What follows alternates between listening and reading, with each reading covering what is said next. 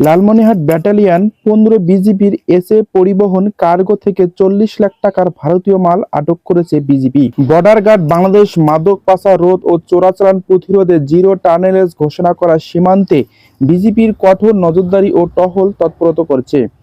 একই প্রেক্ষিতে গত 28 ডিসেম্বর 2024 তারিখে লালমনিরহাট ব্যাটালিয়নের অধীনস্থ কোলাঘাট বিশেষ ক্যাম্প গোপন সংবাদের মাধ্যমে জানতে পারেন যে ভারতীয় অবৈধ চোরাচালান মালামাল ভর্তি এসএ পরিবহনে একটি কার্গো ট্রাক কুড়িগ্রাম হতে লালমনিরহাট হয়ে ঢাকায় গমন করবে। উক্ত তথ্যের ভিত্তিতে কোলাঘাট বিশেষ ক্যাম্প হতে একটি বিশেষ টহল দল উক্ত কার্গো ট্রাকটি বড়বড়ি নামক স্থান হতে আটক করে।